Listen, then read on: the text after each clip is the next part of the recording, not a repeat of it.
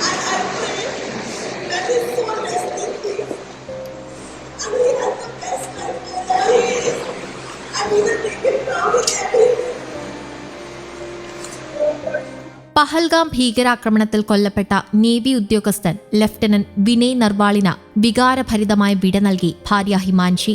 വിനയുടെ മൃതദേഹത്തിനരികെ ഇരിക്കുന്ന ഹിമാൻഷിയുടെ ചിത്രം സമൂഹ മാധ്യമങ്ങളിൽ പ്രചരിക്കുന്നു. ഡൽഹി വിമാനത്താവളത്തിൽ നിന്ന് വിനയുടെ മൃതദേഹം ഏറ്റുവാങ്ങുന്ന ഹിമാൻഷിയുടെ ദൃശ്യങ്ങൾ കണ്ടുനിന്നവരുടെ ഉള്ളുലച്ചു. ഡൽഹി മുഖ്യമന്ത്രി രേഖ ഗുപ്തയാണ് വിനയ് നർവാളിന്റെ മൃതദേഹം ഏറ്റുവാങ്ങിയത്.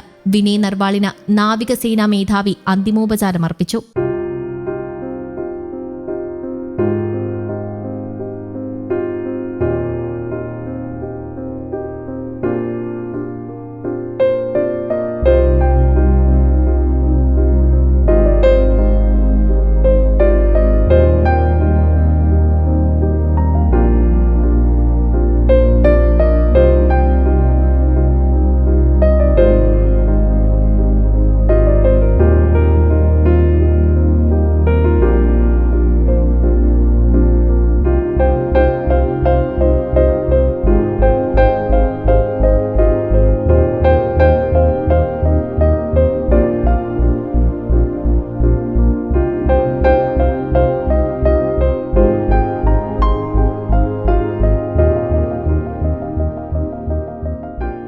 ഇരുപത്തിയാറുകാരനായ വിനയിന്റെ വിവാഹം 6 മാസം മുൻപായിരുന്നു.